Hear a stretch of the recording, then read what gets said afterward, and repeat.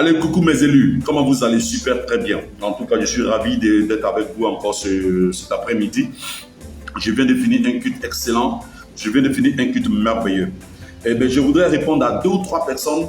Il y a des personnes ici sur ma page, ils disent, mais tu es un pasteur, il faut nous prêcher la parole. Facebook, là, c'est pas église. Facebook, c'est pas église. Si tu veux savoir que je suis homme de Dieu, si tu veux savoir que Dieu m'a appelé, si tu veux savoir que je suis vraiment loin de Dieu, rentre dans mon inbox, prends mon numéro de téléphone, tu vas me trouver sur mon lieu de travail. Pourquoi tu ne fais pas la publicité de ton lieu de travail sur ta page Facebook? Pourquoi tu ne prends pas ton statut professionnel pour venir afficher ça sur les réseaux sociaux? Je suis serviteur de Dieu. J'aime ma communauté, j'aime mes fidèles à moi. Mais ce n'est pas ce qui me donne droit de venir exposer sur les réseaux sociaux. Le jour que je vais prêcher, je vais prêcher. Et là, c'est une page où je profite de parler du bien. D'abord, de ma famille, pour faire la promotion de tout ce qui est activité des artistes et de mes fils que je connais.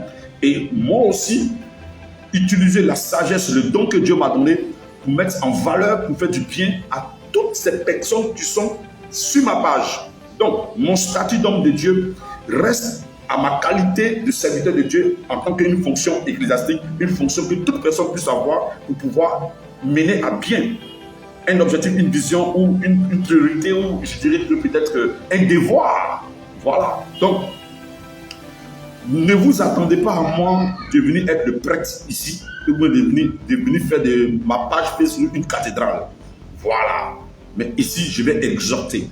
Ici, je vais donner des orientations. Ici, je vais permettre à plusieurs personnes qui sont en quête du bon savoir et de la bonne lecture de la vie d'avoir une notion de ce qu'ils n'ont pas hier ici avec moi. Voilà. Et puis cette page-là, c'est une page que tout, si c'est Zoulou je joue, chrétien au Jésus, Nusumba au Jésus. Voilà, parce que je suis le père d'une multitude. Et puis de mon fils, le Taichi. Voilà, c'est pour les Chinois aussi. Le conseil. Voilà, si tu veux me voir, si tu veux savoir que Dieu m'a appelé là, écris-moi, tu vas me trouver dans mon dojo. Tu vas savoir que l'onction fait la différence. Allez, ne vendez pas votre âme au diable pour de l'argent. Plusieurs personnes ont vendu leur âme au diable pour de l'argent. Quand tu regardes sur Facebook là, il y a quelqu'un qui s'appelle Ndovani. C'est pas qu'il s'appelle Ndovan ou bien Dukini. Ndovani, voilà. C'est un Ndovan, non? Mais comment il s'appelle Ndovan?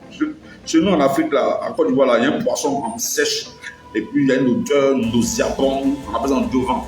Voilà, il y a quelqu'un qui fait ce qui s'appelle Ndovani. Voilà quelqu'un qui a vendu son âme au diable pour de l'argent. Vous savez, quand tu veux avoir de la promotion, quand tu veux avoir une renommée, quand tu veux être une personne visible, c'est-à-dire une personne que tout le monde peut suivre, pour de l'argent, tu n'as pas le droit de te mettre dans la saleté, dans l'immoralité, dans la bestialité, dans des choses qui peuvent compromettre ton bon sens. Ndovani, purité, pure Ndovani. Voilà quelqu'un, parce qu'il veut avoir une renommée, il veut avoir une visibilité. Il se permet de vilipender l'honneur, la dignité de notre patrie, qui est la femme. Ndovani, il faut te calmer. C'est pas quand tu as fait ça que tu seras fier. C'est pas quand tu as fait ça que tu seras quelqu'un d'élevé, mais tu vas avoir de l'argent. Tu comprends?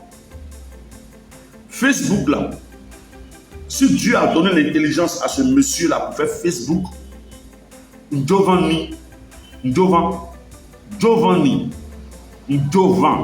faut te calmer. Tu n'es pas plus bête que les Ivoiriens. Mais ici là, je t'apprends, tu as un mandat d'arrêt qui t'attend en Côte d'Ivoire. Ndovani.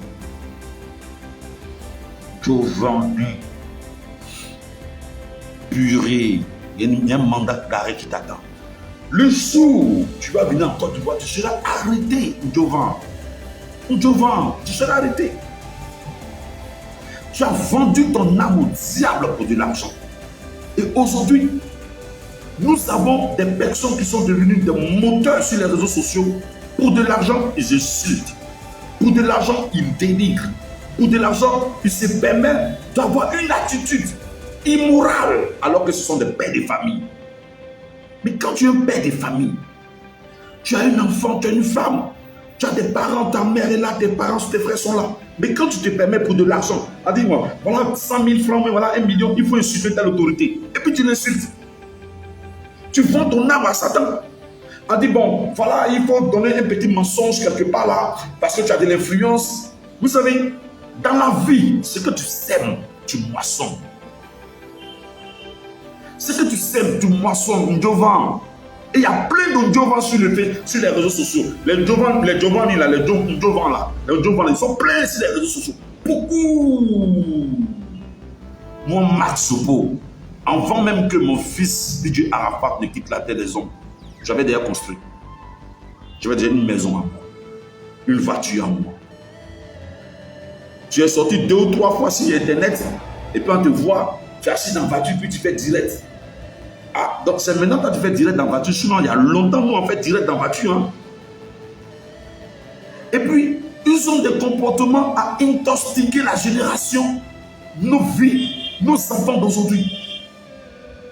Aujourd'hui, un enfant est capable de tuer pour de l'argent. Pourquoi? Parce que sur les réseaux sociaux, ils ont fait croire que l'argent est la racine et l'âme de la vie, de l'existence. Et des aînés en termes d'âge, des aînés dans la foi, des aînés sur le plan moral, se permet d'utiliser ce moteur qui est aujourd'hui une bombe, qui peut détruire, qui peut bâtir.